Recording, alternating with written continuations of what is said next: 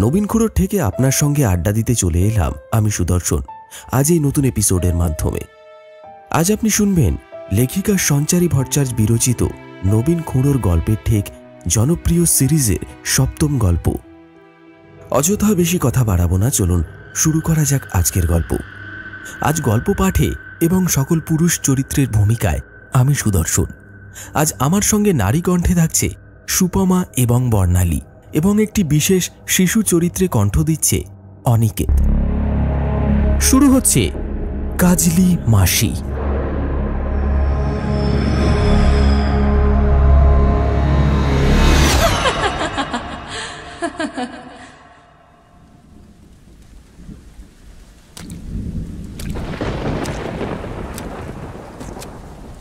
আরে চলো চলো, এমনিতেই অনেক রাত হয়ে গেছে, চায়ের ঠেক উঠে গেল প্রায়।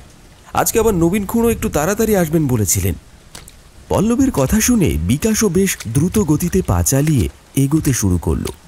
এমন সময় মাঝপথেই জোরে জোরে বাজের শব্দ হতে লাগল, আর সেই সাথে নামল মুষলধারে বৃষ্টি। এ আর এক নতুন সমস্যা। কিন্তু শেষমেশে তারা দুজনেই গিয়ে রতনদার চায়ের ঠেকে হাজির হল।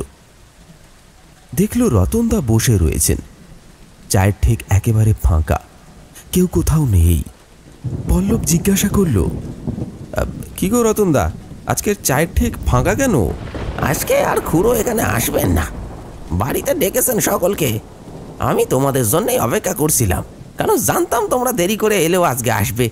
বাকিরা খুড়োর বাসার উদ্দেশ্যে রওনা হয়ে গিয়েছে। নাও নাও, এবার চলো দেখি, আমাদেরকেও বেরিয়ে পড়তে হবে, না হলে পৌঁছতে পারবো না। পৌঁছতে অনেকটা দেরি হয়ে যাবে কিনা। বিকাশ বলল, বাহ, খুড়ো দেখছি নতুন মতলব খুঁজেছেন। নতুন মতলবের কি আছে গো? খুড়ো আসলে এখানে আসতেন, বয়স হয়েছে, এখন কি আর শরীর সেভাবে দিতে চায়, তাই আর কি। ওই কারণেই এখানে আসেনি আজকে। না, এবারে এগোনো যাক। তিনজনকে ছাতা নিতে হবে, ছাতা ছাড়া এখন এক পাও এগোনো যাবে না। যা বৃষ্টি শুরু হয়েছে, বাবারে বাবা, বলাই বাহুল্য। ওরা তিনজন ছাতি হাতে নিয়ে এগোতে শুরু করলো। এরপরে ওরা ওই গ্রামের মেঠো পথ ধরে সামনের দিকে এগিয়ে চলতে লাগলো। তারপর চলতে চলতে এসে পড়ল খুড়োর ভিটের একেবারে সামনে। দেখল ভিটের পাশে লোক জড়ো হয়েছে। খুড়ো কুটিরের ভিতরে বসে রয়েছেন, সকলেই অপেক্ষমান। ওরা পৌঁছতেই সকলে খুড়োর ঘরে প্রবেশ করল। খুড়ো কাশতে কাশতে ভিতর থেকে বলে উঠলেন, আরে বাবা, ভয়ের কি আছে? ভাবছো ছোট বাসভবনে বসার জায়গা হবে না? যথেষ্ট জায়গা রয়েছে, ভিতরে এসো, বসো দেখি। আমি তোমাদের আসবার পূর্বেই সব বন্দোবস্ত করেই রেখেছি, বুঝলে? সকলেই খুড়োর কথায় বাড়ির ভিতরে ঢুকে বসলেন। এরপরে সকলে যে যার মতো স্থান গ্রহণ করে ফেললেন। খুড়ো একখানা হুঁকো না জানি কোথা থেকে জোগাড় করেছিলেন, সেটিতে টান দিতেই ঘর ঘর শব্দ হতে লাগলো, আর ধোঁয়া বেরিয়ে আসতে লাগলো। সেই হুঁকোর জোরেই খুড়ো নতুন করে মজলিস করে বসলেন আর গল্প শোনাতে শুরু করলেন। সকলে যে যার স্থানে খুড়োকে ঘিরে বসে পড়ল। খুড়ো বলবেন তার আগেই বিকাশ বলে উঠল, আজকে আমাদেরকে ধিংরিডুবি জঙ্গলের বিষয়ে একটা কাহিনী শোনাবেন বলেছিলেন না?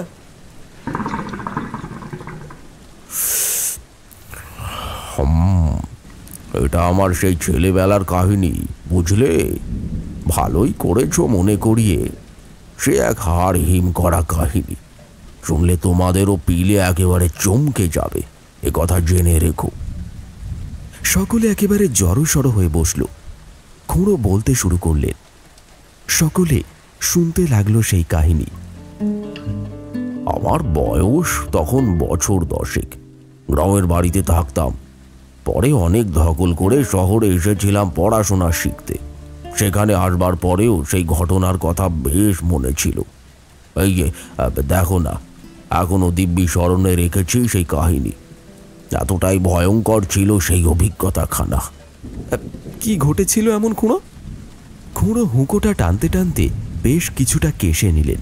এরপরে আবার বলতে শুরু করলেন,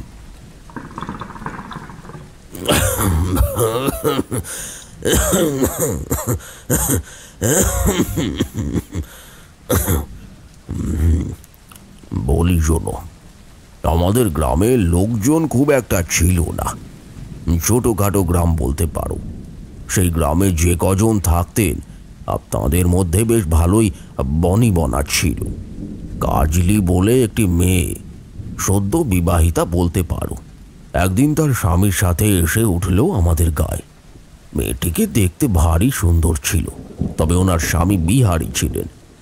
বাঙালিদের সাথে মানিয়ে গুছিয়ে চলতে তাঁদের বেশ রকমের অসুবিধেই হতো, তবে কাজলি ছিলেন বাঙালি, তার তেমন কোনো অসুবিধে হতো না। কয়েকদিনের মধ্যেই কাজলির সাথে আমার মা মানে মৃণালিনীর বেশ আলাপ পরিচয় হয়ে গিয়েছিল। আর ঠিক সেই সময় আমার বাবা শহরে যেতে শুরু করেছিলেন ব্যবসার কাজ গোছাতে। গ্রামে থেকে আর ব্যবসার ক্ষেত্রে কতটুকুই বা লাভ করা সম্ভব হতো, তাই বাবা প্রায়ই ব্যবসার কাজে শহরে পাড়ি দিতেন। শহরে যেতে তার বেশ ভালোই লাগতো। আমাকে আর মাকে একা ফেলে রেখে দিব্যি শহরে গিয়ে বসে থাকতেন, কখনো 1 মাস, আবার কখনো বা সপ্তাহখানেক। এটাই ছিল বাবার কাজ। আমরা এ বিষয়ে সেভাবে কিছুই বলতাম না, কারণ রোজগারের মাধ্যম বলতে ওই একজনই ছিলেন। কাজেই যেভাবেই পয়সা রোজগার করে আনুন না কেন, সেই বিষয়ে পূর্ণ স্বাধীনতা ছিল বইকি। কাজলি মাসির সাথে প্রায়ই দেখা সাক্ষাৎ হতো। গ্রামের হাট থেকে বাজার দোকান করে বাড়ি ফেরবার সময় আমার মাকে ঠিক কিছু না কিছু দিয়ে যেতেন। হাটের থেকে বাসায় ফেরবার সময় উনি উপহার হিসেবে কিছু না কিছু বামুন দিদির জন্য নিয়েই আসতেন। আবার আমাকেও অনেক খেলনা দিয়েছিলেন। বেশ ভালো ছিলেন তিনি, বড্ড মিশুখে। কাজলি মাসির বিয়ের পর থেকেই আচরণের মধ্যে ধীরে ধীরে কেমন একটা পরিবর্তন আসতে শুরু করেছিল। এত মিশুখে মানুষটা যে কিভাবে ধীরে ধীরে বদলে যাচ্ছিলেন কিছুই আন্দাজ করতে পারছিলাম না। কেবল মনে হতো উনি একা একা কি সব বিড়বিড় করেন। মাকে এই ব্যাপারে গ্রামের অনেকেই বলেছিলেন, কিন্তু মা এসবে একেবারেই কান দিতে চাননি। কাজলি মাসি আমার মাকে বাকিদের মতোই বামুন দিদি বলে সম্বোধন করত। ওই ডাকটাই মায়ের সব থেকে আদরের ডাক হয়ে উঠেছিল, সকলের প্রিয় বামুন দিদি। কাজলি মাসির এই পরিবর্তন ধীরে ধীরে সকলের নজরে পড়তে শুরু করেছিল। একদিন তো এমন একটা ঘটনা ঘটল যেটার কথা ভাবলে আজও আমার গায়ে কাঁটা দিয়ে ওঠে। গায়ে একটা ছোট মাঠ ছিল, যেটা কাজলি মাসিদের বাড়ির একেবারে গা লাগোয়া বলা যেতে পারে। আর সেই মাঠেরই এক কোণে একটা বড় তেঁতুল গাছ ছিল। ওখান থেকে ছোটবেলায় আমরা গাছে চড়ে কত তেঁতুল পেড়ে খেয়েছি সে কি বলবো। সেসব স্মৃতি ভোলার নয়। কিন্তু মা সবসময় একটা কথা বলতেন, যখনই খেলে ফিরতে ফিরতে সন্ধে ঘনিয়ে আসতো তখনই মা বলতেন, বাবু সাবধান, তেঁতুল গাছ কিন্তু একেবারেই ভালো নয়। জানো তো সেখানে কে বাসা বাঁধে? কার বাসা ওই গাছে? কার বাসা মা? তেঁতুল গাছে কিন্তু পেতনির বাস থাকে। খুব সাবধান, ওইদিকে কিন্তু রাতের বেলা একেবারেই যাবে না। সন্ধ্যের সময় ওই গাছে পেতনিরা বাসা বাঁধে। খুব সাবধান কিন্তু। খেলা শেষ হলে সোজা বাড়ি চলে আসবে। খবরদার, সন্ধ্যের পরে কিন্তু ওই গাছে চড়ে একেবারে তেঁতুল পাড়ার চেষ্টা করবে না, এই আমি কিন্তু বলে দিলুম। আমি মায়ের কথা শুনেই চলতাম, অতটাও অবাধ্য ছিলাম না, কারণ বাবা সবসময় বলতেন, মায়ের আর বাবার কথা শুনে চলবি, তাহলে জীবনে কোনোদিন কোনো বিপদের মুখে পড়বি না। মা বাবার চেয়ে বড় আর কেউ হয় না। ঈশ্বরের পরেই তাদের স্থান। মা বাবা কোনোদিনও সন্তানের ক্ষতি চান না। এই দুনিয়ায় তাদের থেকে কেউ তোকে ভালোবাসবে না, কথাটা মনে রাখিস।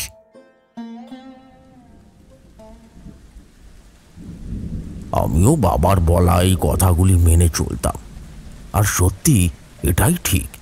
আমার ভাই বোন বলতে কেউ ছিল না। মায়ের আর বাবার ছত্রছায়াতেই আমাকে বড় হতে হয়েছিল। যেটুকু যা শিখেছিলাম সবই তাঁদের দয়াতে, তাই তাঁদেরকে ভুলে অন্য কোনো কাজ করতে 10 বার ভাবতাম। একদিন আমাদের খেলা সেরে ফিরতে ফিরতে অনেকটাই দেরি হয়ে গিয়েছিল। তখন প্রায় সন্ধে নামে নামে। এমন সময় যা দেখলাম তা কাউকে বলে বোঝাতে পারবো না। দেখলাম কাজলি মাসি তেঁতুল গাছের মগডালে বসে পা নাড়াচ্ছে আর আমাকে হাত ছানি দিয়ে নিজের দিকে ডাকছে। প্রথমে অন্ধকারের মধ্যে বিষয়টা সেভাবে বুঝে উঠতে পারিনি, কিন্তু কিছুক্ষণ এক দৃষ্টিতে ওইদিকে চেয়ে থাকবার পরে আসল বিষয়টা নজরে পড়েছিল। সেটা দেখে আমার হাত পা তো একেবারে ঠান্ডা হয়ে যাওয়ার জোগাড়। মা বলে চিৎকার করতেও পারছিলাম না, গলাখানা ধরে আসছিল। কি বিভৎস সেই দৃশ্য! ওরে বাপরে, আজও ভাবলে গায়ে কাঁটা দিয়ে ওঠে। আমার সাথে যারা খেলা করছিল তারাও বিষয়টা দেখবার সাথে সাথে সেখান থেকে সরে গেল।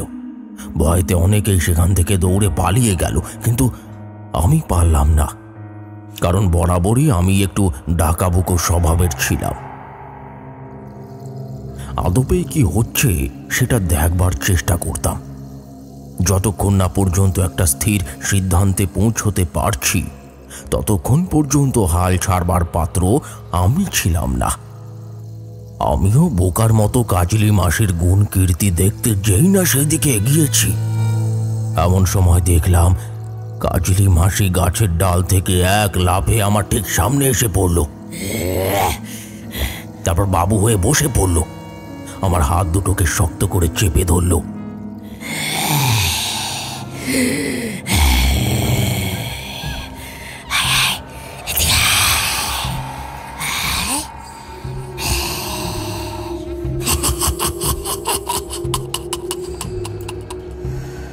অন্ধকারের মধ্যে বুঝতে না পারলেও এইটুকু স্পষ্ট মনে আছে যে কাজলি মাসির চামড়ার রং সম্পূর্ণ বদলে গিয়েছিল, আর আঙুলে বড় বড় নখ দেখতে পেয়েছিলাম। সেই নখের খোঁচাকে আমার হাতটা অনেকটাই চিড়ে গিয়েছিল।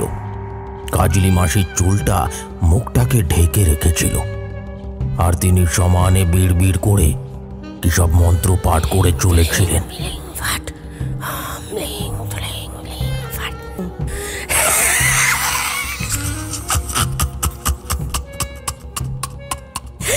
এমন সময় হঠাৎ মেঘটা গর্জন করে উঠল। বৈশাখ মাসের গরমে কাল বৈশাখী তো হবেই, তবে বৃষ্টি আর ঝড়টা উপভোগ করব কি? তার আগেই আমার সামনে বসে থাকা ওই জীবন্ত পেতনির আসল পরিচয় পাওয়ার পরেই তো শরীরের রক্তক্রমে হিম হয়ে যেতে শুরু করেছিল। আমি ধীর গতিতে গলা থেকে কোনো ক্রমে কাজলি মাসির নামটা উচ্চারণের সাহস দেখালাম। কাজলি মাসি, ও কাজলি মাসি, আমার কথা শুনতে পাচ্ছ? ও কাজলি মাসি। নাম ধরে ডাকতে না ডাকতে কাজলি মাসি নিজের চুলটা সরিয়ে ফেলল। মাথাটাকে ঝাঁকাতেই চুলটা চোখের সামনে থেকে সরে গেল, আর তারপরেই সবার প্রথমে নজরে পড়ল দুটি চোখ। চোখের দিকে তাকাতেই শির দাঁড়াবে হিমেল রক্তের স্রোত বয়ে গেল। দেখলাম চোখের মণি দুটো একেবারে সাদাটে বর্ণ ধারণ করেছে। হাত পা ঠান্ডা হয়ে আসতে শুরু করলো। মানুষের চোখের মণির রং অমনভাবে ফ্যাকাশে হয়ে যেতে পারে কিভাবে? এ তো এক প্রকার অসম্ভব। কাজলি মাসি আমার দিকে তাকিয়ে খিল খিল করে পৈশাচিক হাসি হাসতে শুরু করলেন।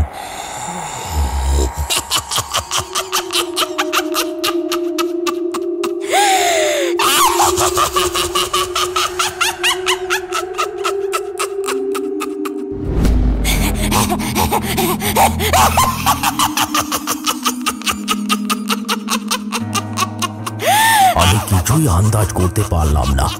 ভয়েতে সারা শরীর একেবারে কালিয়ে গেল। এরপরে আমি কোনো রকমে কাজলি মাসির হাতের বাঁধন ছাড়িয়ে পালিয়ে যাওয়ার চেষ্টা করতে লাগলাম, কিন্তু পেরে উঠলাম না। তিনি আরো শক্ত করে মুষ্টিবদ্ধ করে ফেলতে লাগলেন পাঞ্জা। সেই বাঁধন কাটিয়ে বেরোনো এক প্রকার দুঃসাধ্য হয়ে উঠেছিল।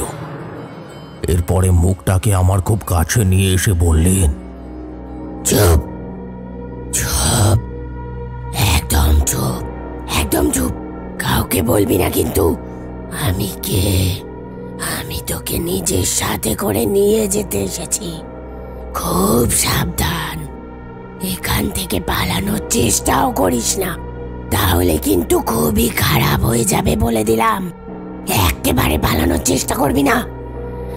আমি তোকে নিজের সাথে করে ওই জঙ্গলে নিয়ে যাব, তারপর তোকে একটা জায়গায় রেখে আসবো।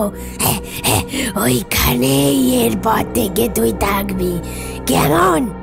ওখান থেকে আর কোথাও কোনোদিনও পালাতে পারবি না। যারা সেখানে যায় সেখান থেকে আর অন্য কোথাও পালাতে পারে না, জানিস তো সে কথা?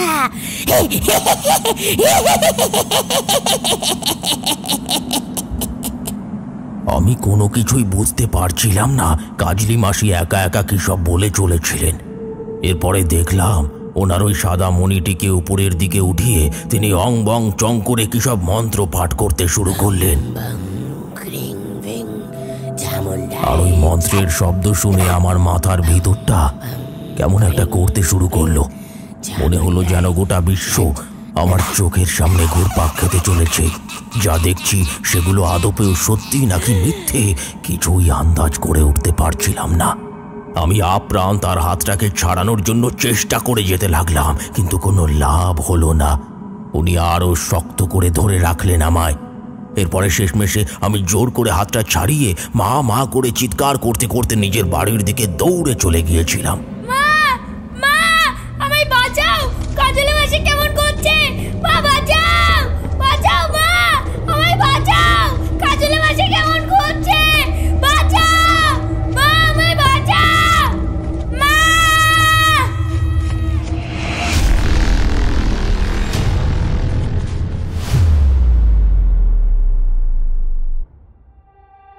আমি ভুলেও পিছনের দিকে ফিরে তাকাইনি। মা সব সময় বলতেন, কালো শক্তিরা নাকি নিজেদের পরিচয় কেবলমাত্র অন্ধকারের মধ্যেই দিয়ে থাকে। অন্ধকারের সাথে তাদের একটা নিবিড় সম্পর্ক থাকে। সেই সম্পর্ককে কোনোদিনও দূরে ঠেলে সরিয়ে দেওয়া যায় না। তারা ওই অন্ধকারকে আলিঙ্গন করেই নিজেদের প্রভাব বিস্তার করতে থাকে। আর ওই অন্ধকারই যে ওদের সব থেকে বড় সঙ্গী। জানো কি সে কথা? খবরদার ওই অন্ধকারকে কোনোদিনও বিশ্বাস করবি না, এই আমি কিন্তু বলে দিলাম। সর্বদা নিজের সাথে এই বিশ্বাসকে জিয়ে রাখবি। মনে থাকবে আমার কথাগুলো? মায়ের বলা এই কথাগুলো আমার দিব্যি মনে ছিল, তাই আমিও সেদিন আর পিছনের দিকে ফিরে তাকানোর সাহস করিনি। কারণ জানতাম যা দেখছি সেগুলো কোনোদিনও স্বাভাবিক হতেই পারে না। তাই দৌড়ে সোজা বাড়ির দাওয়ায় এসে হাজির হয়েছিলাম, আর হাঁপাতে হাঁপাতে মা মা বলে চিৎকার করতে করতে জ্ঞান হারিয়ে ফেলেছিলাম। আর কিছু মনে নেই। যখন চোখ খুলেছিলাম দেখি মা আমার সামনে বসে রয়েছে, আমার মাথায় জল পট্টি দিচ্ছে। মাথা তুলতে পারছিলাম না, শরীর একেবারে জ্বলে পুড়ে যাচ্ছিল। উঠে যে মাকে গোটা বিষয়টা জানাবো সেটাও করতে পারছিলাম না। দেখলাম মায়ের চোখে জল। মা আমাকে বুকে টেনে নিয়ে বললেন, কি হচ্ছে তোর বাবু? তুই তো দিব্যি খেলতে গিয়েছিলিস রে, তাহলে ফেরবার সময় কি ঘটলো বলতো? কি হয়েছে বাবা তোর? কি হয়েছে? বাকিরা তোমায় কিছু বলিনি মা? ওখানে সুবল, বাপন ওরা সবাই তো ছিল। ওরাও তো আমার সাথে খেলছিল। ওরাও কাজলি মাসিকে ওই অবস্থায় দেখে আমার আগেই ছুটে পালিয়ে গেছিল। ওরা কেউ আসেনি তোমাকে খবরটা দিতে? তুই দুদিন ধরে বিছানায় জ্বরের ঘোরে কী সব ভুলভাল বকেই চলেছিস। তোর কোনো হুঁশ আছে? কি যে বলছিস আমি তো কিছু বুঝতে পারছি না। আর ওরা কেউ এখানে আসেনি। পরে শুনলাম ওরাও নাকি ভীষণ ভয় পেয়ে ঘরের মধ্যেই দুদিন ধরে সেঁধিয়ে বসে রয়েছে। কেউ আর তেঁতুল তলায় খেলতেও যায়নি। বল না বাবা, কি হয়েছে আমায় বল বাবা, কি হয়েছে বল দেখি। এরপর আমি সেদিন মাকে সবটাই খুলে বলেছিলাম, কিন্তু যথারীতি মা আমার কোনো কথাই বিশ্বাস করলেন না, কেবল বললেন, হ্যাঁ, কয়েকদিন ধরে কাজলির বাড়িতে এক বৌদিকে আমি যেতে দেখেছি। শুনলাম ওর স্বামী নাকি শহর থেকে এক ডাক্তারকে ডেকে নিয়ে এসছে ওর স্ত্রীর চিকিৎসা করানোর জন্য। কাজলি নাকি কিছু খাচ্ছে না, ওই হাটের থেকে ফেরার পর থেকেই নাকি ওর এরকম অবস্থা। একা একা থাকছে, কী সব নাকি ভুলভাল কথা বলছে, কোনো কথার মধ্যে নাকি কোনো যুগসূত্র নেই, খালি আকাশের দিকে এক দৃষ্টিতে তাকিয়ে থাকে। আর শুনলাম নাকি কি কাঁচা মাংস দাঁত দিয়ে ছিঁড়ে ছিঁড়ে খাচ্ছিল। এসবের কারণ কি কি জানে। শুনলাম ওর নাকি আবার মাথার ব্যায়ামও ধরেছে। ইংরেজিতে কি বেশ একটা রোগের নাম বলল, তা আমি তো অত বুঝি না। হতেই পারে, যা দিনকাল পড়েছে এখন মানুষই মানুষের সব থেকে বড় শত্রু। আজকে ভালো করে কথা বলে তো পরের দিনই পিঠে ছুরি গুঁজে দিতে ছাড়ে না কেউ। এই তো অবস্থা। যাক, একদিন গিয়ে দেখে আসতে হবে। শোন না বাবা, যাবি আমার সাথে? মায়ের মুখে এই কথাটা শোনা মাত্রই হঠাৎ করে কাজলি মাসির সেই সাদা চোখের মণি দুটির কথা আরও বেশি বেশি করে মনে পড়তে শুরু করলো। আমি মাকে আরও শক্ত করে জড়িয়ে ধরলাম, কিন্তু মুখ দিয়ে কোনো শব্দ বার করতে পারলাম না। হঠাৎ করে বাইরের দাওয়ার দিকে নজর পড়তেই দেখলাম কাজলি মাসি দাঁড়িয়ে আছে। রাতের বেলা সাদা রঙের শাড়ি পরে ওই ঘোলাটে চোখে হাত ছানি দিয়ে আমাকে ডেকে চলেছিল ঠিক একইভাবে। মনে হচ্ছিল অন্ধকারের মধ্যে থেকে কেউ যেন বারে বারে আমার নাম ধরে নিজের দিকে আমাকে টেনে নিয়ে যেতে চাইছে। নবীন, এই নবীন, এদিকে আয়। কি রে, এদিকে আয়, আমি তোকে নিয়ে যেতে এসেছি যে। আসবি না, আসবি না আমার কাছে? কি রে নবীন, আসবি না আমার কাছে? আয় আয় বলছি।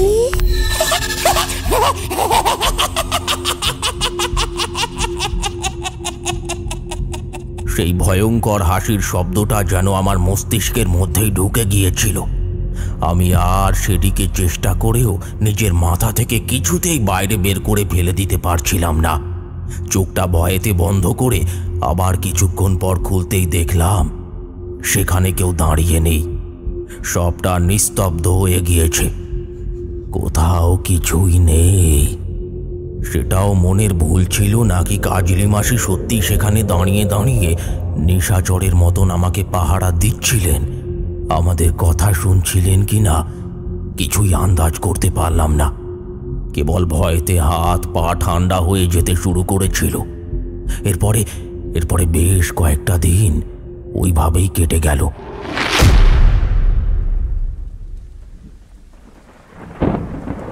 মোটামুটি 10-12 দিন বাদে আমি সামান্য সুস্থ হয়ে উঠলাম, কিন্তু এরপরে আর তেঁতুল তলায় খেলতে যেতাম না। বিকেলের দিকে নিজের বাড়ির সামনেটায় বসেই কাটিয়ে দিতাম, আর সারাটা দিন মায়ের পিছন পিছন ঘুরে বেড়াতাম। এটাই ছিল আমার কাজ। ভয় করতো সবসময় যদি আবারও কাজলি মাসি এসে দাঁড়ায়। এইটুকু বলে খুঁড়ো থামলেন। এরপরে আবারও হুঁকোতে টান দিতে শুরু করলেন। বাইরে তখনও একইভাবে মেঘটা গর্জন করেই চলেছিল। পল্লব খুঁড়োকে উদ্দেশ্য করে বলল, তা খুঁড়ো, এরপরে কি হয়েছিল? ওই কাজলি মাসি কেন এরকম হয়ে গিয়েছিলেন জানেন? কি ঘটেছিল তার সাথে? কিছু কি জানতে পেরেছিলেন, নাকি ব্যাপারটা এখানেই সমাপ্ত? এ তো সবে শুরু হয়ে, এরপরে যা যা ঘটেছিল সেসব কথা শুনলে তো তোমাদের শির দাঁড়াবে, হিমেল রক্তের স্রোত বয়ে যাবে। এরকমই একটি বৃষ্টির রাত ছিল সেটি, আর সেদিন রাতেই ঘটেছিল ওই ভয়ঙ্কর কাণ্ডটি। এই কাণ্ডের কথা ভাবলে আজও আমার গায়ে কাঁটা দেয়। কি বিভৎস সেই দৃশ্য! কাজলি মাসির কথা বললেই মা বলতেন তার একটা কঠিন রোগ হয়েছে, কিন্তু আমি সহ বাকি বাচ্চারা সকলেই কাজলিকে পেতনি বলে সম্বোধন করতাম। সেদিনের ওই ঘটনার পর থেকে কেউই আর কাজলিকে স্বাভাবিক নজরে দেখত না। কিন্তু যতবারই মাসির নামে আমি এই কথাখানা বলতে যেতাম, তখনই মায়ের রোষানলের সামনে পড়তে হতো বইকি। একদিন কাজলি মাসির স্বামী আমাদের বাসায় এসে হাজির হলেন। আমার মাকে উদ্দেশ্য করে ডাকতে শুরু করলেন, বামন দিদি, ও বামন দিদি। মা তখন রান্নাঘরে ছিলেন। আমি বিষয়খানা আন্দাজ করতে পেরেই দরজার পিছনের দিকে অন্ধকারটায় লুকিয়ে পড়লাম, যাতে ওই লোকটি আমাকে দেখতে না পায়। ভেবেছিলাম ও বেটা কাজলি মাসিকে নিজের সাথে করেই হয়তো নিয়ে এসেছে, কিন্তু ভালো করে নজর ঘোরাতেই দেখলাম সে ব্যতীত আর কেউ নেই। মা কাপড়ের আঁচলে হাত মুছতে মুছতে বেরিয়ে এলেন। এরপরে দেখলাম লোকটি মাকে ধীরে ধীরে কি যেন বলছে। কিছুক্ষণের মধ্যেই যখন তাদের সব কথোপকথন সমাপ্ত হয়ে গেল, তখন মা ঘরের ভিতরে ঢুকে এলেন। তারপর দরজাটা বন্ধ করে দিলেন।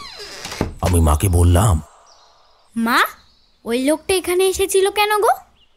তোকে ওরকম ভাবে কথা বলতে কতবার নিষেধ করেছি না? লোকটা আবার কি? বলো বিনয় কাকু। বিনয়দা এখানে এসেছিলেন, আজকের রাতটা ওনার বাড়িতে থাকতে হবে এটা বলতে। আসলে উনি আজকে রাতেই শহরের দিকে যাচ্ছেন এক বিশেষ কাজের উদ্দেশ্যে, তাই রাতে আমাদেরকে কাজলির সাথে একটু থাকতে বলে গেছেন। অনুরোধ রাখতেই হবে, না হলে যে একেবারেই হবে না, কারণ কাজলিটা খুব অসুস্থ। একা একটা মেয়েকে এইভাবে ঘরের মধ্যে থাকতে দিতেও তো স্বাভাবিকভাবেই সকলের ভয় করে। আর সেখানে উনি হলেন কাজলির স্বামী, কিভাবেই বা তাকে এরকম করে একা ছেড়ে দিতে পারেন? যাক, যা বলে গেলেন সেটাই রাখবার জন্য চেষ্টা করতে হবে, না হলে আর উপায় কি? তবে চিন্তা করিস না, আমি গেলে তোকে আমি সাথে করে নিয়ে যাব। এখন তো বাড়িতে তোর বাবাও নেই, কবে ফিরবে কিছু তো ঠিকও নেই। ওখানে গিয়েই না হয় রাতটা কাটিয়ে আবার সকালে বাসায় ফিরে আসবো দুজনে, কেমন? এখন তো গরমে পাঠশালাও বন্ধ, তোরও ছুটি, বলে সকালে উঠবার তেমন তাড়াহুড়োও নেই। কি বলিস? মায়ের কথার উত্তর দেব কি? লোকে বাঘের খাঁচার থেকে দূরে থাকে, আর মা সেখানে আমায় বাঘের খাঁচার মধ্যেই প্রবেশ করানোর সিদ্ধান্ত নিয়ে ফেলেছিলেন। এ কথা ভেবেই আমার গায়ে জ্বর চলে এসেছিল। তবুও মায়ের মুখের উপরে কথা বলতে পারলাম না, শুধু বললাম, আচ্ছা ঠিক আছে, তুমি যখন বলছো তবে যাব। সেদিন রাত্রে খুব জোরে বৃষ্টি নামলো, তার সাথে বারে বারে মেঘটাও গর্জন করতে শুরু করলো। মা আমাকে সঙ্গে নিয়ে রওনা দিল কাজলি মাসির বাড়ির দিকে। একটা ছাতায় কোনো রকমে আটো সাটো ভাবে নিজেদেরকে সামলে নিয়ে এগিয়ে চললাম। ওই সামান্য বৃষ্টিতেই রাস্তাঘাট একেবারে কর্দমাক্ত হয়ে গিয়েছিল। গ্রামের রাস্তা বলে কথা, সেই রাস্তায় পা চালিয়ে এগিয়ে যাওয়াটাও হয়ে উঠেছিল এক প্রকার দুঃসাধ্য। কিন্তু কি করব, মায়ের হুকুম বলে কথা, শেষমেশ তাকে সঙ্গে নিয়ে এগিয়ে যেতেই হলো। কিন্তু মনের মধ্যে বারে বারে কাজলি মাসির ওই ঘোলাটে মনি দুটো কেন যে উকি মারছিল তা জানি না। হয়তো মনের মধ্যে লুকিয়ে থাকা অদম্য ভয়টাই বারবার আমাকে নাড়া দিয়ে যাচ্ছিল আর প্রমাণ করে যাচ্ছিল নিজের অস্তিত্বের কথাগুলি। এমন সময় আমি এক প্রকার লাগাম ছাড়া ভাবেই মাকে জিজ্ঞাসা করে বসলাম, আচ্ছা মা, এত লোক থাকতে কাজলি মাসির বর আমাদেরকেই কেন যেতে বলল? গ্রামে তো আরো অনেক লোক ছিল, আমরাই কেন? আমারও যে বিষয়টা প্রথম দিকে খটকা লাগেনি এমনটা নয়, কিন্তু পরে এটা নিয়ে আমি সেভাবে ভাবিনি। কাজলি নাকি খালি তোকে দেখতে চেয়েছে, তোর সাথে দুদণ্ড বসে কথা বলতে চেয়েছে। এছাড়া আমার কথাও বলেছে। যতই হোক, এই গ্রামের মধ্যে বামনি দিদি ছাড়া তো আর কেউ সেভাবে ওর পাশে থাকেনি। ওর বিপদে আপদে সব সময় তো আমার কাছেই ছুটে আসতো, আর আমিও তো দুহাত বাড়িয়ে ওকে আলিঙ্গন করে নিতাম। পর বলে তো আমি কোনোদিনই ওকে দূরে ঠেলে দিইনি।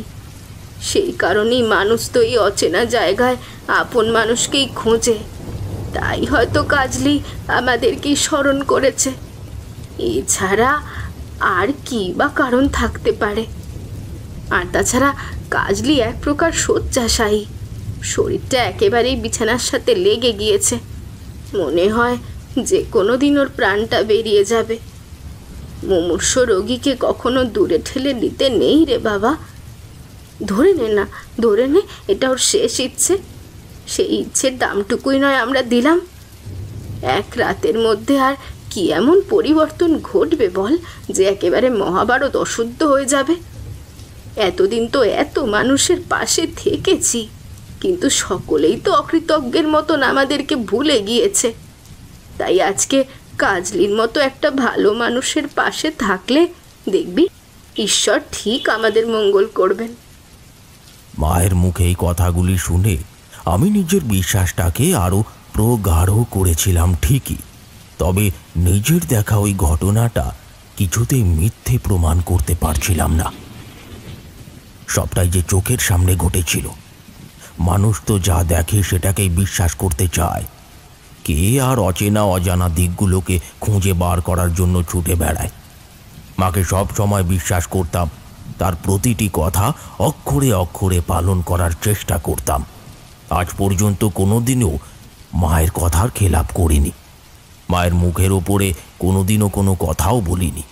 পাছে তার খারাপ লাগে, পাছে তার কষ্ট হয়। বাবাকে অনেক সময় মায়ের উপর চিৎকার চেঁচামেচি করতে দেখতাম। মনে হতো যাই এগিয়ে গিয়ে লোকটাকে দুঘা দিয়ে দিই, কিন্তু পিছিয়ে যেতে বাধ্য হতাম। বাবা বলে কথা। একে তো গ্রাম্য সমাজ, তারপরে আবার পুরুষতন্ত্রের আধিপত্য, এই সব কিছুই আমার গণ্ডিটাকে আরো বেশি সীমিত করে তুলেছিল। এইভাবেই বেঁচে থাকতে হয়েছিল আর কি। এখন তো তোমরা অনেক বেশি স্বাবলম্বী হয়ে উঠেছ, স্বাধীন হয়ে উঠেছ, স্বাধীনতার বিশ্বাস করতে শিখেছ, আশা করতে শিখেছ, ভরসা করতে শিখেছ, নিজের মতো করে নিজের স্বপ্নগুলোকে পূরণ করতে শিখেছ। আমিও যে সেই তাগিদ অনুভব করতাম না এমনটা নয়, কিন্তু মনের পরিবর্তনই যে সবসময় জীবনে পরিবর্তন আনে এমনটা নয়। সময় আর পরিস্থিতিও তার জন্য সর্বদাই অনুকূল হতে হয়, এটা মনে রেখো। কথাগুলো বলার পর খুঁড়ো ফের থামলেন। আমাদের মধ্যে কৌতূহলের পাহাড়টা যেন ক্রমাগতভাবে উচ্চ থেকে উচ্চতর হয়ে উঠছিল। শেষমেশে কোথায় গিয়ে সেটি স্থির হবে সেটাই আন্দাজ করে উঠতে পারছিলাম না। এমন সময় রতনদা খুঁড়োকে উদ্দেশ্য করে বলে উঠল, কি ব্যাপার বলো তো? তুমি দেখছি খালি ভনিতাই করে যাচ্ছ। সেদিন রাতে ঠিক কি ঘটেছিল বলো তো দেখি। আর তাছাড়া তোমার চোখে মুখে আগে কোনোদিনও এত ভয় দেখিনি। মনে হচ্ছে যেন গল্পটা বলতে বলতে তুমি আমাদের থেকেও গল্পের ভেতরে বেশি করে ডুবে যাচ্ছ। তা এত ভয় কিসের শুনি? নবীন খুড়োর চোখে মুখে সেদিন এক অদম্য ভয় লক্ষ্য করেছিল সকলে। তিনি হুঁকোটা পাশে সরিয়ে রেখে বললেন, আসলে এর পরের ইতিবৃত্তটা এতটাই ভয়ঙ্কর ছিল যে তা ভাষায় প্রকাশ করতে পারছি না। যতবার সেদিনকার কথাগুলো তোমাদেরকে বলবো ভাবছি, ততবার যেন ওই প্রেতাত্মা আমাকে নিজের দিকে আহ্বান করছে। নতুন করে আবার সেই ভয়কে অনুভব করতে পারছি। কত অল্প বয়সের ঘটনা, অথচ পরতে পরতে ভয় লুকিয়ে রয়েছে। যাক, তাহলে না হয় আবার গল্পে প্রবেশ করি।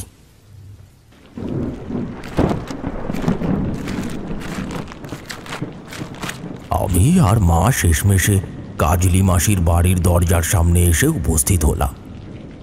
দেখলাম জায়গাটা একেবারে ঘুটঘুটে অন্ধকারে আচ্ছন্ন হয়ে রয়েছে।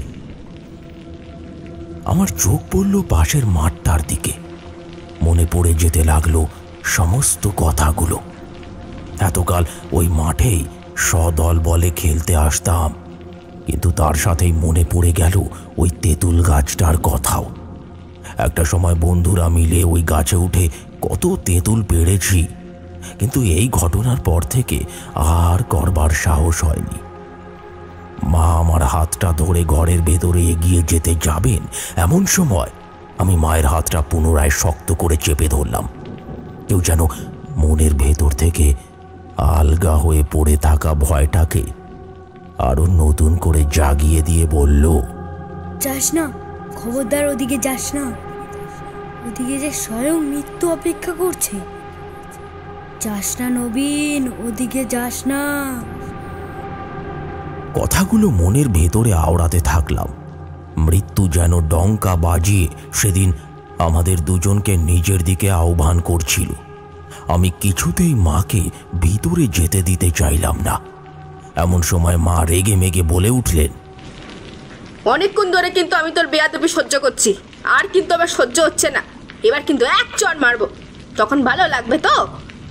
যখন যেতেই হবে তখন না গিয়ে বাইরে দাঁড়িয়ে থাকার অর্থটা কি? আর এইরকম জোরে জোরে বাজ পড়ছে, ওদিকে বৃষ্টির ছাটে জামা কাপড় একেবারে ভিজে যাচ্ছে, আর তার মধ্যে তুই এরকম অবিরাম বেয়াদবি করেই চলেছিস। কত সহ্য করবো আমি? আর কত সহ্য করে যায় বল দেখি? সেদিন হয়তো মা দু ঘা মেরেই দিতেন। মা চিৎকার না করলে হয়তো সম্বিত ফিরে আসতো না। মনে হচ্ছিল যেন আমি কোনো ঘোরের মধ্যে আবদ্ধ হয়ে রয়েছি। ঘোর কাটার সাথে সাথে সবটাই হয়তো পরিষ্কার হয়ে যাবে। তবুও শেষমেশ মায়ের হাত ধরে হাজার পীড়াপিড়ির শেষে পা রাখলাম কাজলি মাসির ঘরের ভিতরে। ঘরের ভিতরটা একেবারে অন্ধকারে আচ্ছন্ন হয়ে পড়েছিল। ওখানে যে কোনো মানুষের বাস নেই, সেটা ওখানকার পরিস্থিতি প্রমাণ করে দেওয়ার পক্ষে যথেষ্ট ছিল। মা আমাকে খাটের পায়ার এক পাশে দাঁড় করিয়ে রেখে বললেন, এখানে চুপটি করে দাঁড়া, আমি দেখি টেবিলের উপর কোনো মোমবাতি বা হ্যারিকেন খুঁজে পাই কিনা। দেশলাইটা অবশ্য আমার সাথেই এসেছি। আসলে রান্না করতে করতে এমন বদ অভ্যাস হয়ে গেছে, দেশলাইটা এখন কাপড়ের আঁচলের সাথেই বেঁধে রাখি। মা টেবিলের দিকে এগিয়ে গেলেন। এরপরে কোনো রকমে হাতড়াতে একটা হ্যারিকেন আবিষ্কার করলেন। সেটাতে আগুন ধরাতেই গোটা ঘরটা একেবারে উজ্জ্বল হয়ে উঠল। আর সেই সময় আমার নজর গেল খাটের দিকে। দেখলাম কেউ যেন আপাদ মস্তক সাদা চাদর মুড়ি দিয়ে খাটের উপর পড়ে রয়েছে। সেটি কোনো মানুষ নাকি মরা কিছুই অনুভব করতে পারছিলাম না। দেখে একেবারে হাত পা ঠান্ডা হয়ে আসতে শুরু করলো। এমন সময় আমি এগিয়ে গিয়ে মায়ের আঁচলটা শক্ত করে ধরে বললাম, মা গো, আমার বড্ড ভয় করছে, দয়া করে এখান থেকে চলো না। আমরা না হয় সকালের দিকে আসবো, এসে মাসিকে দেখে যাব। তুমি দেখতে পাচ্ছ মা, মাসি কেমন কাপড়টা মুড়ি দিয়ে শুয়ে রয়েছে? এরকমভাবে কেউ শুয়ে থাকে নাকি? তুই চুপচাপ এখানে দাঁড়া দেখিনি? সব সময় খালি বাজে কথা, একটার পর একটা বাজে কথা বলেই চলেছিস। জানিস না কাজলি মাসি অসুস্থ? তারপরে আবার এই মুষলধারে বৃষ্টি, তাপমাত্রা তো অনেকটাই কমে গিয়েছে। আমারই কেমন এমন অসময়ে শীত শীত করছে, আর সেখানে কাজলি তো একটা অসুস্থ মানুষ, তার তো ঠান্ডা লাগবেই, এ তো স্বাভাবিক। ভেবে দেখলাম মা হয়তো ঠিকই বলেছে। আমি আর কথা বাড়ালাম না। রাতের খাওয়া দাওয়া সেদিনকে আগেই সেরে ফেলেছিলাম। দেখলাম কাজলি মাসির পাশেই আরেকটি খাটের ব্যবস্থা রয়েছে। মা বললেন, কাকা সমস্ত ব্যবস্থা করে গিয়েছেন, দেখেছিস, যাতে আমাদের কোনো অসুবিধা না হয়। নে এবার এখানে শুয়ে পড় দেখি, দেখবি এক ঘুমেই ভোর হয়ে যাবে। আজকে বেশ ঠান্ডা ঠান্ডাও আছে, তাই আর কোনো কষ্ট হবে না। আমারও অবশ্য কোনো তাড়া নেই, রোজ সকালে উঠে রান্না চাপানোর তাড়া থাকে, তারপর আবার তোকে পাঠশালায় পাঠানোর জন্য তৈরি করতে হয়। যাক, কয়েকটা দিন এবার একেবারে নিশ্চিন্তে কাটানো যাবে। একদিকে ভালোই হয়েছে, এই খাটাখাটির থেকে একজন অসুস্থ রোগীর সেবা করা অনেক ভালো। অনেক রাত হয়ে গেছে, আর কথা বাড়াতে হবে না। নে নে নে, এবার শুয়ে পড় দেখি। আমি হ্যারিকেনের আলোটাকে টেবিলের উপরে এগিয়ে নিলাম। দেখলাম সামনে দেওয়ালে আমার ছায়াটা আমার থেকেও বড় আকার নিয়ে আমার দিকে মুখ করে তাকিয়ে রয়েছে। এই ছায়া বড়ই অন্যরকম হয়। আমাদের থেকেই তাদের উৎপত্তি, অথচ দেখলে মনে হয় যেন আমাদের সাথে তাদের কোনো সম্পর্কই নেই। আমরা যেভাবে হাত পা নাড়ি, ছায়াও কিন্তু ঠিক সেইভাবেই নিজের গতিবিধির পরিবর্তন করতে থাকে, কিন্তু তবুও স্পষ্টভাবে কোনো কিছুকেই অনুভব করা যায় না। আমি নিজের বাড়িতে এইভাবেই হ্যারিকেন কিংবা মোমবাতির আলোতে দেওয়ালে দেখতে পাওয়া ছায়ার সাথে খেলা করতে থাকতাম। খেলা করতে করতে অবিরাম মনোভাব পরিবর্তিত হতে থাকত, আর খেলার ছলে কখন যে নিদ্রা দেবী আমার দু চোখের পাতায় এসে বসতেন তা খেয়াল থাকত না। সেদিনকেও ঠিক একইভাবে বেখেয়ালি হয়ে নিদ্রামগ্ন হয়ে পড়লাম। তবে ঘুমানোর আগে বার দুয়েক আবারও মাসির বিছানাটার দিকে তাকিয়ে নিয়েছিলাম। দেখলাম নড়ছে চড়ছে না। কোনো মানুষ কি এতটা স্থির হয়ে একই জায়গায় আবদ্ধ হয়ে পড়ে থাকতে পারে? যেমনটাও কি সম্ভব? তারপরে মায়ের কথাগুলো মনে পড়ল। ভাবলাম কথা বাড়ালেই বিপদ আরও বেড়ে যেতে পারে, তার চেয়ে বরং চুপটি করে চোখ বন্ধ করে ঘুমিয়ে পড়ি। রাত তখন বেশ গভীর। হঠাৎ মনে হলো আমার মুখের কাছে কারোর একটা দীর্ঘ নিঃশ্বাসের শব্দ পাচ্ছি।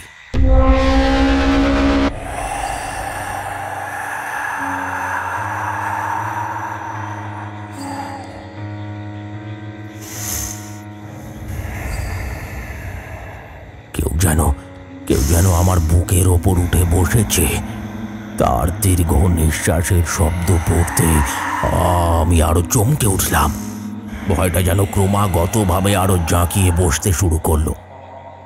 আমিও চাদরটা মুড়ি দিয়েই ঘুমোচ্ছিলাম, কিন্তু ছোট বয়সের কৌতূহল কি আর বড় বেলার মতো হয়? ভয় করলেও ভয়টাকে একপাশে সরিয়ে রেখে সামনে কি ঘটছে সেটা দেখবার জন্য মনটা আরো বেশি করে উৎসুক হয়ে ওঠে, আরো ব্যাকুল হয়ে ওঠে। সেদিন আমার সাথেও কিন্তু তেমনটাই ঘটল। যেই না কাপড়টা মাথা থেকে সরিয়েছি, অমনি দেখলাম সাদা শাড়ি পরে কাজলি মাসি হাঁটু গেড়ে আমার কোমরের উপর এসে বসেছে। আমার দিকে এক দৃষ্টিতে তাকিয়ে রয়েছে। তার চোখের মণিগুলো ঠিক ওই রকমই সাদা। ঠিক সেই সময় বাইরে বিদ্যুৎ চমকে উঠল। বিদ্যুতের ঝলকটা যেন কাজলি মাসির মুখমণ্ডলটাকে আরো পরিষ্কারভাবে প্রতীয়মান করে পুনরায় অন্ধকারে সেঁধিয়ে গেল। তার পাশাপাশি একটা হাড় কাঁপানো ভয় যেন আমাকে ক্রমাগতভাবে নিজের দিকে আকর্ষণ করতে থাকলো। মায়ের এত কাছে শুয়ে থাকা সত্ত্বেও আমার মুখ দিয়ে একটাও শব্দ বাইরে বেরোচ্ছিল না। আমি কেবল কাজলি মাসির দিকে হা করে তাকিয়েছিলাম। কি ভয়ঙ্কর সেই দৃষ্টি! সেখান থেকে চোখ সরাতে পারছিলাম না। মায়ের দিকে হাতটা বাড়িয়ে আলগা ইশারায় তাকে ডাকতে যাব, তার আগে কাজলি মাসি তার মরা শরীর আর বরফের চেয়ে ঠান্ডা হাতটা বাড়িয়ে আমার গলাটা টিপে ধরল। তারপর মুখটাকে আমার খুব কাছে নিয়ে এসে বলে উঠল, আবার তুই ভুল করছিস নবীন, আবার কিন্তু মস্ত বড় ভুল করছিস। আমি তোকে বলেছিলাম না আমার কথা কাউকে বলতে না। তুই সেদিন যা যা দেখেছিলি সেগুলো তুই সব তোর মাকে বলে দিলি। কেন বলেছিস? কেন বলেছিস বল? কেন বলেছিস তুই? আমি ভয়তে কেবল মাথা নাড়িয়ে নিজের অপরাধের সমীক্ষা দিয়ে যেতে লাগলাম। বিষয়টা যে সম্পূর্ণরূপে ভুল প্রমাণিত হয়েছে সেটি বুঝতে পেরে হৃদস্পন্দন যেন থেমে আসতে লাগলো। হাতটা বাড়িয়ে মাকে ডাকবার চেষ্টা করতে লাগলাম, কিন্তু আবারও সেই আত্মা আমার হাতটা সরিয়ে নিল। এরপর আমার হাতটাকে নিজের হাতের মধ্যে চেপে ধরে আরো ক্রোধিত দৃষ্টিতে আমার দিকে এগিয়ে এসে বলল, কিরে, তোকে বলেছিলাম না কোনো কথা কথা বলতে না? তারপরেও তুই বললি কেন? তুই কি ভাবছিস আমি তোকে ছেড়ে দেব? আমি তোকে আমার সঙ্গে করেই নিয়ে যাব। কেউ কিচ্ছু করতে পারবে না, কিচ্ছু না। আমি যখন একবার বলেছি তোকে সঙ্গে করে নিয়ে যাব, তখন যাবই। এটা মনে রাখিস। তুই হলি গিয়ে আমার খাদ্য। তোর প্রাণের বিনিময়ে আমার মুক্তি ঘটবে। মুক্তি পাবো আমি।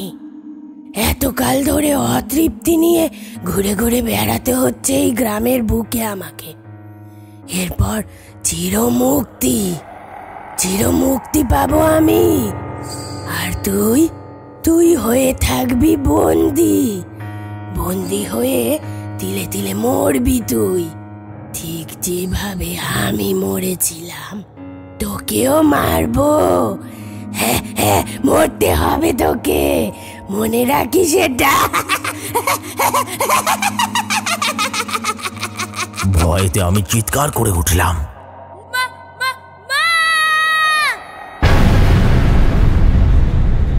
মাও আমার চিৎকার শুনে তড়ি ঘড়ি করে উঠে বসে পড়ল।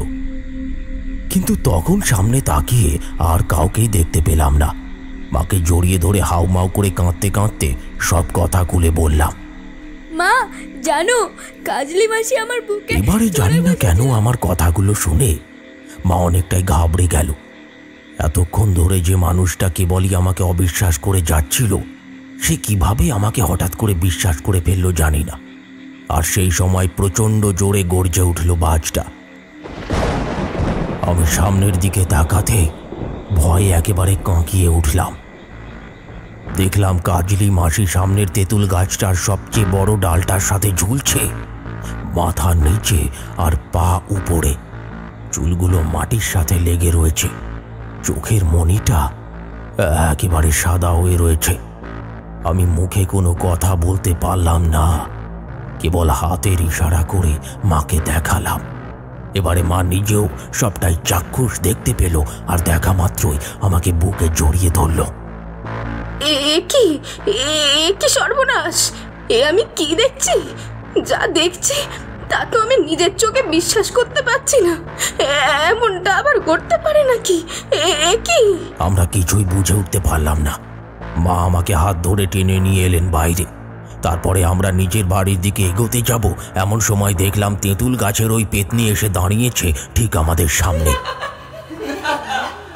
কোথায় কাজলি মাসি? কি ভয়ঙ্কর সেই রূপ! চুলগুলো হাওয়ায় উড়ছে, মুখের পাশ দিয়ে রক্ত ঝরে পড়ছে।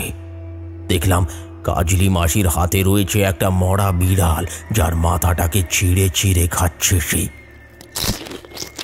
গ্রামের মানুষের মুখে কাজলি মাসির কাঁচা মাংস ছিঁড়ে খাওয়ার গল্প আমি আগেই শুনেছিলাম, কিন্তু সেদিন গোটা ব্যাপারটা নিজের চোখে দেখবার পরে শিরা বেয়ে হিমেল রক্তের স্রোত বয়ে গেছিল। কি করব বুঝে উঠতে পারছিলাম না। আমরা পালাতে যাব এমন সময় কাজলি মাসি আমাদের রাস্তা অবরোধ করে বলল, দিয়ে দে, তোর ছোড়াটাকে আমাকে দিয়ে দে। দিয়ে দিতে বলছি তো, না হলে কিন্তু এখানেই তোকে জ্যান্ত পুঁতে দেব। এই বলে রাখলাম, তুই যেখানে পারিস চলে যা, কিন্তু তোর এই ছেলেটা আমার চাই। দিয়ে যা বলছি। আমার আর মায়ের শরীর অস্থির করতে শুরু করলো। আমরা কি করব কিছুই বুঝে উঠতে পারলাম না। একেবারে কিংকর্তব্য বিমূঢ় হয়ে পড়েছিলাম। কিন্তু আমার মা ছিলেন দেবী কালীর ভক্ত। সেদিন বোধহয় মা কালীর কৃপা দৃষ্টি পড়েছিল আমাদের ওপর। কোনো এক অলৌকিকভাবেই এক ওঝা আমাদের সামনে এসে উপস্থিত হলেন। তিনি তার ঝোলা থেকে বেশ কিছুটা মন্ত্রপুত জল কাজলি মাসির দিকে ছিটিয়ে দিতেই দেখলাম সেই পেতনি একেবারে ভয় পেয়ে গুটিয়ে গেল। এরপর ওই ওঝা হাতের জলটিকে নিয়ে কাজলি মাসিকে কেন্দ্র করে একটা গোলাকার বেষ্টনী তৈরি করলেন। তার মধ্যে মাসিকে আটকে রেখে বললেন, তুই এর বাইরে বেরোতে পারবি না, কিছুতেই বেরোতে পারবি না। তোকে সত্যি কথা বলতেই হবে। আমি অনেক কাল ধরে তোকে ধরবার চেষ্টা করেছি। একাধিক লোকের জীবন নিয়েছিস তুই। এখন এসে এই মেয়েটার শরীরে ঢুকেছিস?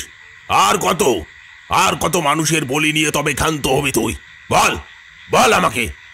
কাজলি মাসি খ্যাস খ্যাসে গলায় হাসতে শুরু করলো। দেখলাম একটি নয়, তার গলা থেকে একাধিক কণ্ঠ বেরিয়ে আসছে। এরপরে সেই পেতনি ওঝাকে উদ্দেশ্য করে বলল, আমি একা কোথায় একা? আমরা যে একাধিক, সেই সংখ্যা তুই হাতে গুনেও শেষ করতে পারবি না, কোনোদিনও শেষ করতে পারবি না। এই ছেলেটাকে আমি আমার সঙ্গে নিয়ে যাব। একবার যখন বলেছি নিয়ে যাব, তখন যাবই। তুই কেন? কেউই আমার গতি রোধ করতে পারেনি, আর পারবেও না। যেই আমার পথে বাধা হয়ে আসবার চেষ্টা করবে, তাকেই মরতে হবে, তোকেও মরতে হবে। প্রাণে বাঁচতে চাস তো আমার পথ থেকে সরে যা বলছি। ওঝা কিছুতেই সরে দাঁড়ালেন না। তিনি পুনরায় ওই মন্ত্রপুত জল সেই পেতনির শরীরে ছিটিয়ে দিতে লাগলেন। আর সেই পেতনি যন্ত্রণায় ছটফট করতে করতে বলল, বলছি সব সত্যিটা বলছি। আর যেটাস না ওই জল। আমার খুব কষ্ট হচ্ছে। আর যেটাস না আমার দিকে। বল শিগগিরই কে তুই, আর কেন এই নিরীহ মেয়েটার শরীরে প্রবেশ করেছিস? বল আমাকে। এই মেয়েটা সেদিনকে জঙ্গলে গিয়েছিল, কারোর সাথে দেখা করেই ফিরছিল। অনেকক্ষণ ধরে আমরা তাকে লক্ষ্য করছিলাম। এমন সময় আমাদের মধ্যে থেকেই একজন তার সামনে গিয়ে দাঁড়ায়। পরে জানতে পারি ওই মেয়েটা নাকি কোথাও একটা মানত করতে গিয়েছিল, নিজের পরিবারের সমৃদ্ধির জন্য মানত করতে গেছিল।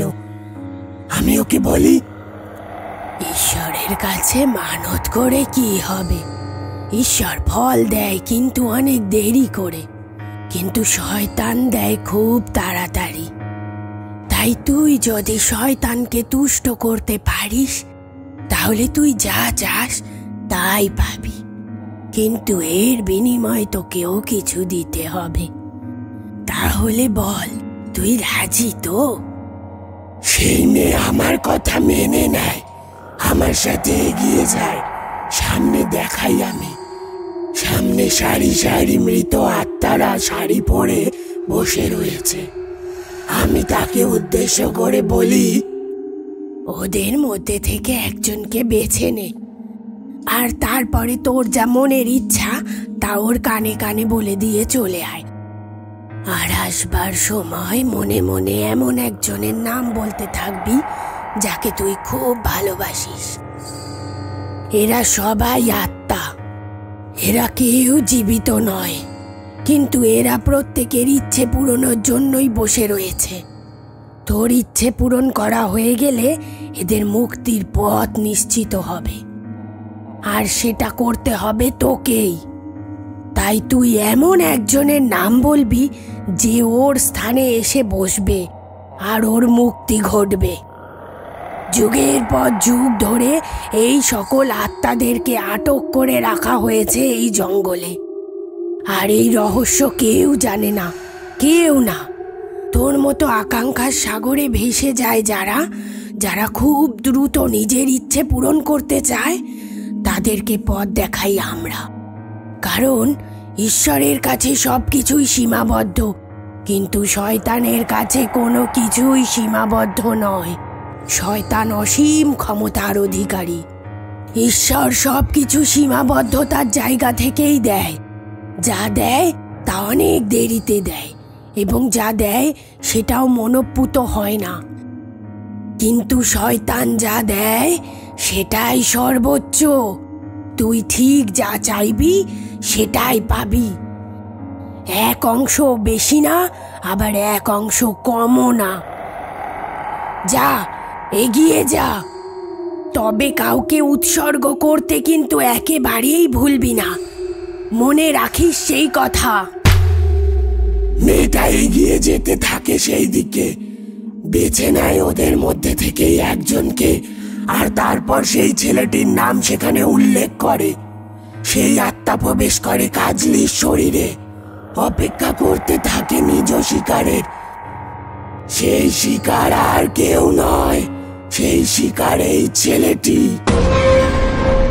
এই ছেলেটাকে যদি আমি নিজের সাথে করে নিয়ে যেতে পারি, তাহলে আমি আর কোনোদিনও ফিরে আসব না।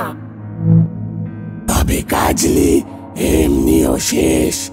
মৃতের শরীর ছাড়া আমরা প্রবেশ করতে পারি না।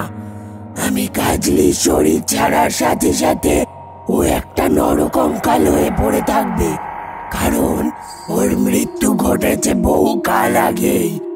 এটা শুধু একটা খোলস মাত্র। আমি আর মা এই কথাগুলো শুনে সেদিন চমকে উঠেছিলাম, কিন্তু সেই ওঝা নিজের মন্ত্রের মাধ্যমে শেষ পর্যন্ত ওই কালো শক্তিকে বশে আনতে সক্ষম হয়েছিলেন। আর আমাদেরকে গ্রাম ছেড়ে অন্যত্র পালিয়ে যেতে বলেছিলেন। 1 সপ্তাহ আমরা বাইরেই ছিলাম। রাতের বেলায় মা আমাকে নিজের বাপের বাড়ি নিয়ে চলে গিয়েছিলেন। 1 সপ্তাহ বাদে ফিরে এসে শুনেছিলাম যে কাজলি মাসির মৃতদেহ উদ্ধার করা হয়েছিল। ওই ওঝাও নাকি মৃত্যুবরণ করেছিলেন। বুঝেছিলাম ওই কালো শক্তির সাথে লড়াই করতে গিয়েই তিনি হয়তো প্রাণটা বিসর্জন দিয়েছিলেন। আমার প্রাণের বিনিময়ে ওই আত্মা কাউকে না কাউকে তো নিয়েই যেত। মনে হয় ওই ওঝা নিজের প্রাণের বিনিময়ে ওই আত্মাকে পরিতুষ্ট করেছিলেন। সেদিন কোনো ক্রমে আমার প্রাণটা রক্ষা পেয়েছিল, কিন্তু নিষ্পাপ দুটো প্রাণ বলি হয়েছিল। কাজলি মাসি সত্যিই একজন ভালো মানুষ ছিলেন, কিন্তু লোভের বশবর্তী হয়ে তিনি অন্ধকারের পথ অবলম্বন করাতেই তার এমন পরিণতি হয়েছিল। এই ঘটনার মধ্যে থেকে আমি সেদিন একটাই শিক্ষা পেয়েছিলাম যে ভগবান আমাদের জন্য যা কিছু নির্দিষ্ট করে দেন, সেটি ভালো হোক বা খারাপ, সেটাকেই মাথা পেতে নিতে হয়, কারণ ভগবানের সিদ্ধান্ত কখনো ভুল হতে পারে না। বর্তমান সময় যেটাকে খুব কষ্টকর বলে মনে হয়, পরবর্তীকালে সেটাই আশীর্বাদের ছাউনি হয়ে আমাদের মাথার উপরে বিরাজ করতে থাকে, কারণ তার সাথে জড়িয়ে থাকে ঈশ্বরের সিদ্ধান্ত। শয়তান আমাদের ভাগ্য পরিবর্তন করতে পারে ঠিকই, কিন্তু তার বিনিময়ে আমাদের কাছ থেকে আমাদের সব থেকে মূল্যবান বস্তুটিকে সে কেড়ে নিয়ে যায়, আর সেটি হলো আমাদের জীবন। নিজের জীবনকে বিক্রি করে দিতে হয় শয়তানের কাছে, তবেই নিজের মনোবাঞ্ছা পূর্ণ হয়। কিন্তু ঈশ্বর কোনো দিন কারোর প্রাণের বিনিময়ে তাকে কোনো কিছু দেন না। কারোর সত্য বা মিথ্যা অন্যের জীবনের বিনিময়ে মূল্যায়ন করা যায় না, কারণ জীবনের থেকে অমূল্য সম্পদ আর কিছু নয়। হিন্দিতে অনেক দিন আগে একটা কথা শুনেছিলাম, জান হে তো জাহান হে। বলতে পারো এটাই সত্যি। জীবন থাকলে সব কিছু আছে, শূন্য থেকে শুরু করে আবার সবটা পূর্ণ করে ফেলা যায়, কিন্তু জীবন নেই মানে সবটাই শূন্য। ব্যাস, এটাই ছিল আমার উপলব্ধি। তা কেমন লাগলো আজকের কাহিনী? নবীন খুঁড়ো থামলেন। এতক্ষণ সকলেই মশগুল হয়ে তার কাহিনীর মধ্যে ঘুরপাক খেতে থাকা শব্দগুলোকে নিয়েই নিজেদেরকে আবর্তিত করে চলছিল। কাহিনী শেষ হয়ে গেলেও তার অসাধারণ রেশটা কিন্তু থেকেই যেত। সেদিনও এটার ক্ষেত্রে বিশেষ কোনো পরিবর্তন নজরে পড়ল না। সেদিনও সকলে এই কাহিনী শুনে রাতের বেলা যে যার বাড়ি ফিরে গেলেন। আবার অপেক্ষা রইল নতুন কোনো কাহিনীর। শুনলেন কাজলি মাসি। গল্পটি আপনার কেমন লাগলো অবশ্যই কমেন্ট করে জানাতে ভুলবেন না। ভালো লাগলে লাইক করুন এবং বন্ধুদের মধ্যে শেয়ার করুন। আসছি আবার একটি নতুন রোমহর্ষক কাহিনীর সাথে আগামী এপিসোডে।